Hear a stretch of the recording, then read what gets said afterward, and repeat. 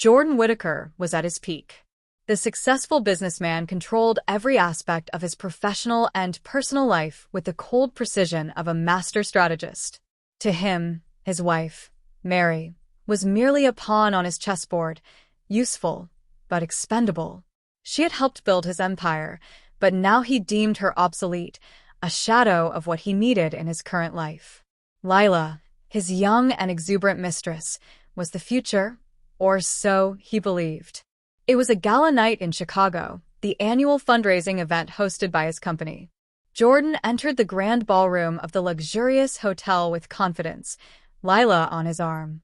She wore a stunning red gown that drew admiring glances from all around. Jordan basked in the attention, convinced he had the world at his feet. "All eyes are on us," Lila whispered softly, squeezing his arm. "And that's exactly where they should be," Jordan replied with an arrogant smile. But across the ballroom, an unexpected presence shattered his bubble of self-assurance. Mary was there, elegant in a simple yet impeccable black dress that contrasted with her firm posture and determined gaze. Jordan instantly felt unsettled. He hadn't mentioned the event to Mary, and more importantly, he hadn't expected her to show up. "Who's that?" Lila asked, noticing Jordan's sudden discomfort. "My wife," he replied with a tight smile. Lila turned sharply. "What is she doing here?" "I don't know, but it's not a problem." "Stay calm," Jordan said, trying to maintain his composure. As the night went on, Jordan did his best to ignore Mary, but she didn't seem willing to let him off so easily. At the event's pivotal moment, just as Jordan was about to step on stage for his annual speech, Mary stepped forward. "Jordan," she called, her firm voice echoing through the room. The room fell silent. All eyes turned to her, and Jordan froze mid-step toward the microphone. Mary held a golden envelope in one hand, and something in her expression alarmed him.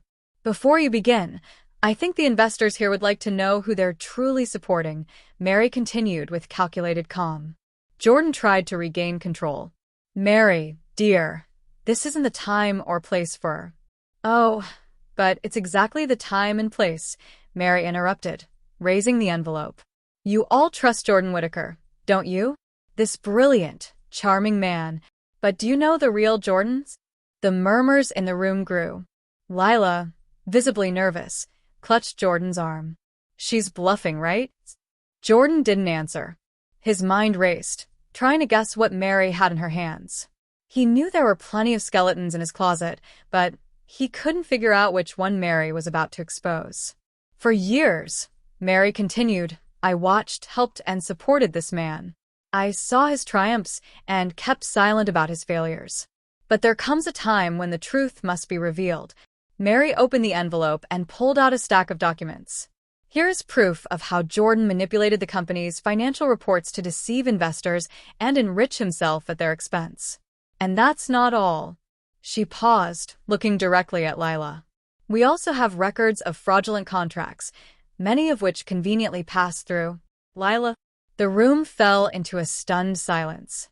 Lila released Jordan's arm, her face turning pale. "What?" "This is ridiculous," Jordan shot back, trying to laugh it off. "Mary, you're being absurd."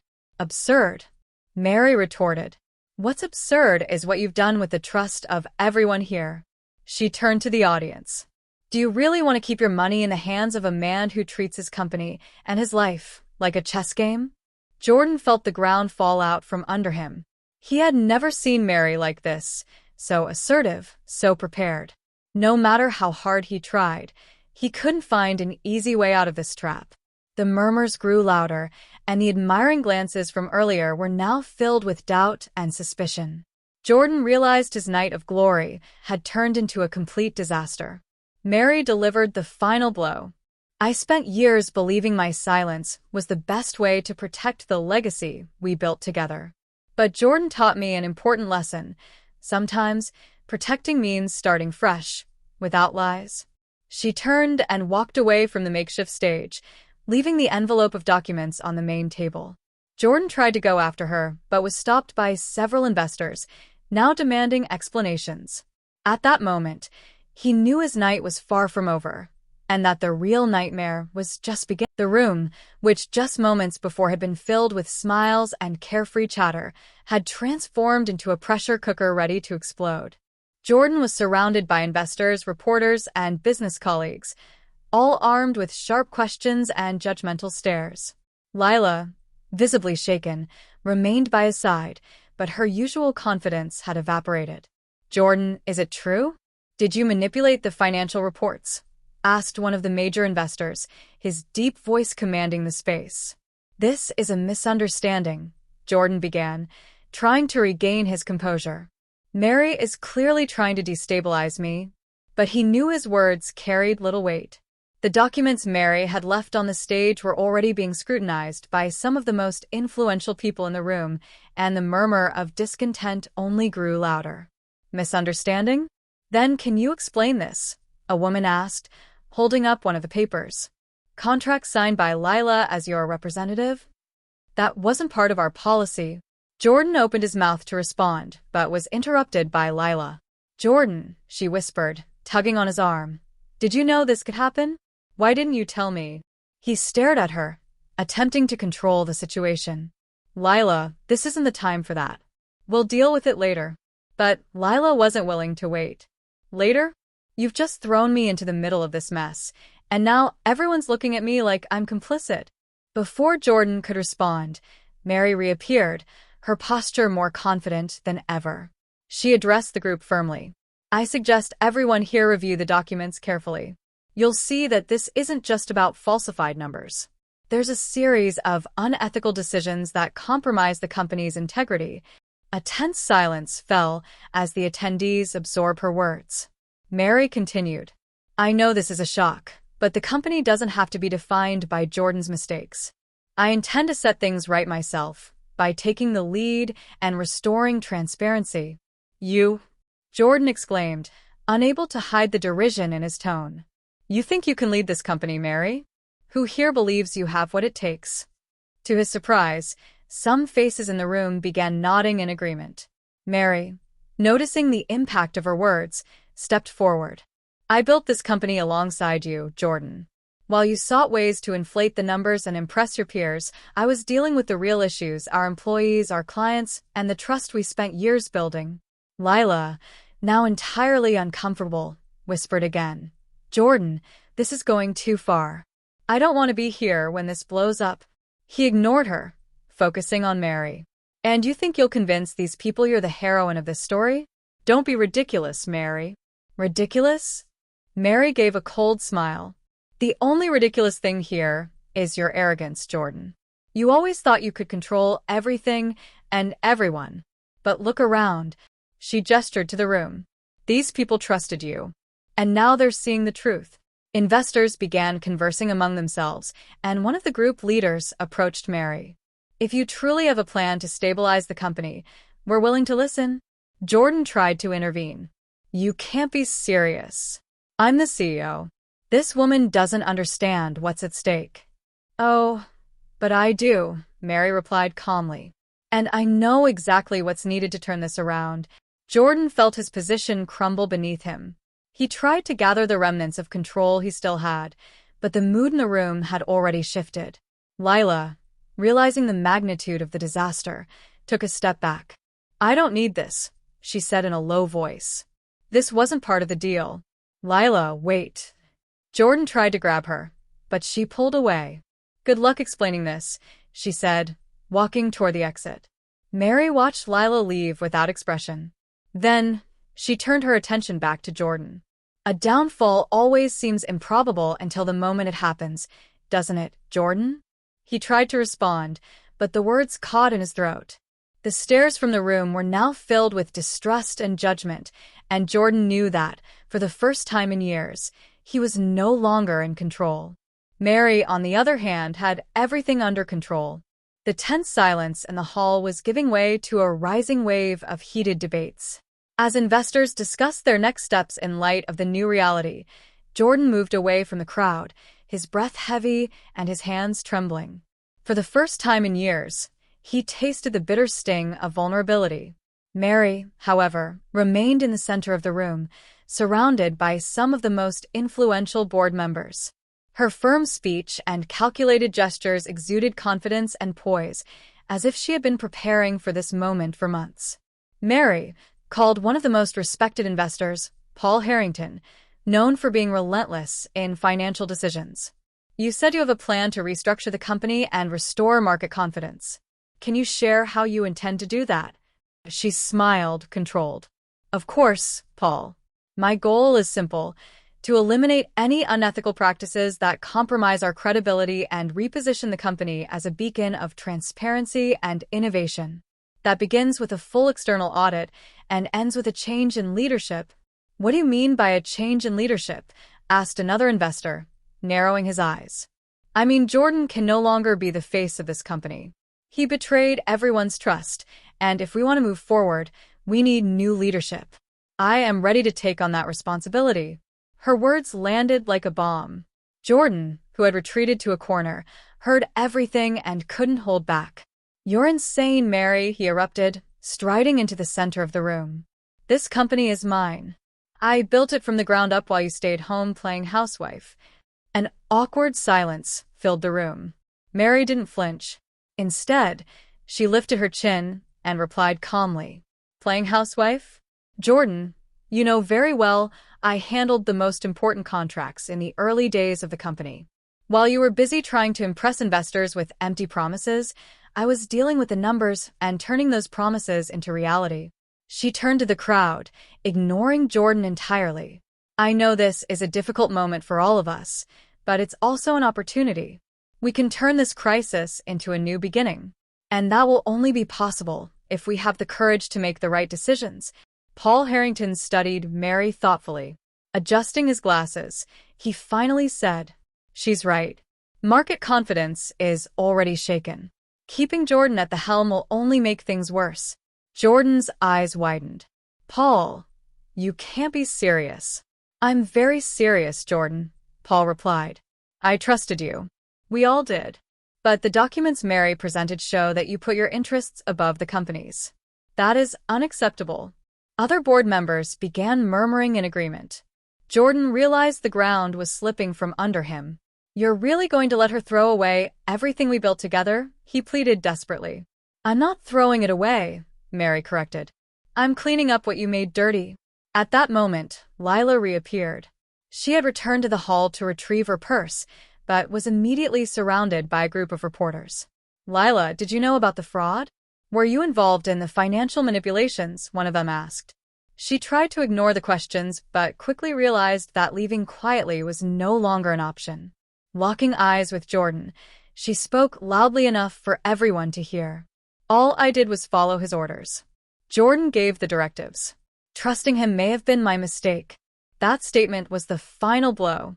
Jordan felt a lump in his throat as the pressure of everyone's stares intensified. He opened his mouth to defend himself, but was interrupted once more, this time by Paul Harrington. That's enough, Paul declared. Jordan, you are hereby removed from the company's leadership while we conduct a full investigation. Mary, if you're willing to step in as interim leader, the board will support you. Jordan felt the air leave his lungs. Everything he had built was crumbling within hours. You can't do this, he muttered, his voice faltering.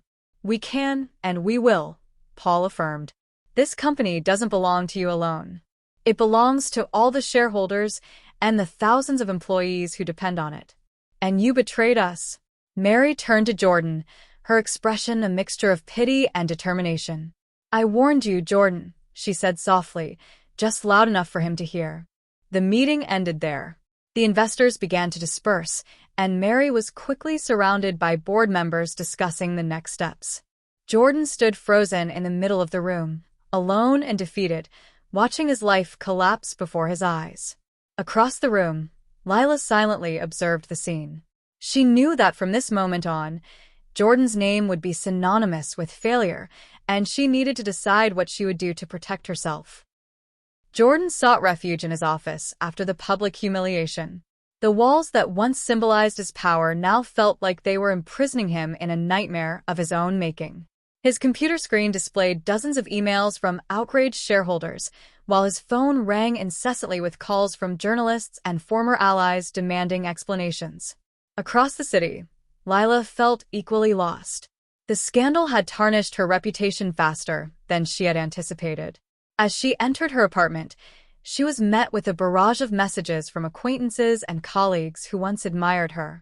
Being viewed as Jordan's right hand, no one believed she was entirely innocent, and many speculated that her relationship with him extended beyond business. Meanwhile, Mary was gaining ground. With the support of Paul Harrington and other board members, she began implementing an internal audit and organizing strategic meetings to prepare for the transition. Although the battle was just beginning, she could already feel the weight of leadership settling on her shoulders. "Mary," Paul said during one of the meetings the following day, "I know your position isn't official yet, but your leadership so far has been solid. This is exactly what we need." "Thank you, Paul," she replied. "But we need to be ready for more resistance. Jordan still has allies among the shareholders, and he won't give up easily." Jordan, indeed, had no intention of stepping back. That same evening, he convened a meeting with the few allies he had left in a discreet restaurant in downtown Chicago. Sitting at the table with 3 loyal shareholders, he made his case. "Everything Mary is doing is driven by personal vengeance.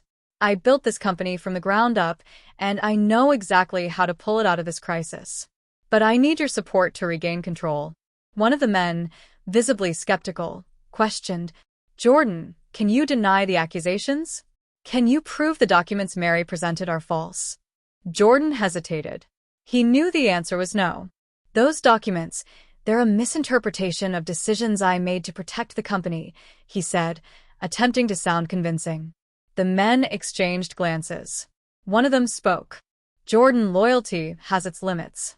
If you can't clear your name, we can't risk being dragged down with you." Jordan tried to argue, but it was futile. One by one, his allies stood up and left him alone at the table. The next day, Lila faced reality as well. Visiting her attorney to discuss possible ways to distance herself from the scandal, she was told that the only way to protect her reputation was to cooperate with the audit and hand over any relevant information about Jordan. "You need to make a decision, Lila," the attorney said. "If you stick by Jordan, you'll sink with him. But if you cooperate, you might save yourself." Reluctantly, Lila agreed. Back at the company headquarters, tensions were high. As Mary led another board meeting, the door to the conference room suddenly swung open. It was Jordan, his face marked by exhaustion and despair.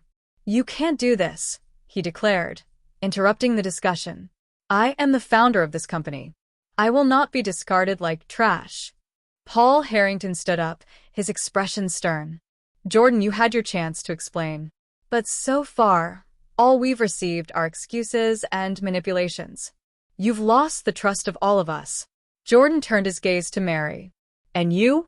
How long before they realize you're no better than me?" Mary didn't flinch. "The difference, Jordan, is that I've learned from your mistakes. And I'm willing to do whatever it takes to rebuild the trust you destroyed." At that moment, an assistant entered the room hurriedly, handing Mary an envelope.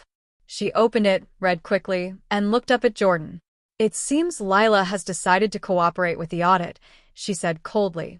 She handed over emails and records that confirm much of what we already suspected. "Your fraudulent contracts and embezzlements have been documented." Jordan went pale. "She betrayed me?" he whispered, incredulous. "No," Mary replied, stepping closer. "She just chose to save what's left of her life. Something you should consider." Jordan felt the weight of his decisions crushing him. For the first time, he had no one left to turn to. The faces around the room were filled with disdain and relief, as though a burden was being lifted from the company. Mary stepped forward, now fully assuming control. "As of today, Jordan Whittaker is officially removed from any involvement with the company," she declared. "Our priority is to rebuild what has been destroyed." Jordan, defeated, left the room silently, feeling his life crumble around him. As he wandered the streets of Chicago that night, Mary's words echoed in his mind. And for the first time, he wondered if he could truly start over, or if he was destined to be remembered only as a symbol of corruption and downfall. The main office of Whittaker Enterprises, once dominated by Jordan's imposing presence, had now been transformed. Mary, with her meticulous and calm approach, was leading the reconstruction team. The atmosphere was tense, but there was a breath of optimism, as if the company could finally breathe after years under Jordan's oppressive control. Mary sat at the head of the meeting room for her first official gathering as interim CEO. Before her were the board members, several shareholders, and even invited journalists. It was a crucial moment.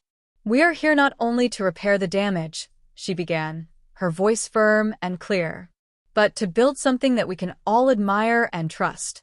I know the actions of the former leader have shaken our reputation, but I assure you, this is only the beginning of a new era." Meanwhile, Jordan was facing the harsh reality of his fall. He had retreated to a country house, away from the city's hustle and the constant headlines exposing his ruin. His social life had evaporated. Friends, contacts, and even family members had distanced themselves. His bank account was being drained by lawyers as he fought against lawsuits from angry shareholders. Jordan spent his days reliving the moments that led him here. He remembered every impulsive decision, every financial manipulation, and, most bitterly, Mary. He had underestimated her strength. He had treated her as a disposable pawn, and now she was in control of everything he had built. On a cold night, Jordan received an unexpected visit. When he opened the door, he found Lila. "What do you want?" he asked dryly. Lila entered without waiting for an invitation. "I came to say goodbye," she said. "I'm leaving the city. I cooperated with the audit and made sure my name stayed clear of the worst of the scandal." Jordan laughed bitterly. "Ah, of course. You saved yourself and left me to rot." "You destroyed yourself, Jordan," Lila replied impatiently. "I just did what anyone would do to survive. And you know what? I should have left you a long time ago." Jordan didn't respond. He simply watched as Lila walked away, leaving him even more alone. As Jordan faced his isolation, Mary faced her own challenges. The first months as CEO were not easy. The audit revealed more problems than she expected, and the costs of restructuring weighed heavily on the company. Additionally, she had to face the distrust of some board members who still considered her leadership a risky experiment. But Mary refused to give up. In an important meeting with investors, she presented an ambitious plan to revitalize the company's brand and introduce new governance practices. "I'm not asking you to trust me just by my words," she said. "I'm asking you to trust in what we will do together moving forward." Paul Harrington was the first to clap, followed by other board members. It was a small triumph, but significant. Slowly, the company began to recover. Jordan's fraudulent contracts were annulled, and new partnerships began to emerge.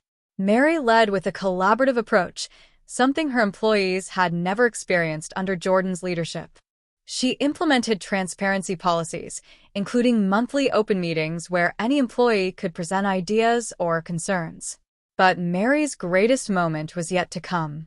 At a public ceremony organized to celebrate the revitalization of Whitaker Enterprises, Mary took the stage to speak. There was a shine in her eyes as she looked out at the crowd. "Today is not only a milestone for the company," she said. "It is a reminder that even in the most difficult situations, it is possible to rebuild, as long as we have integrity and determination."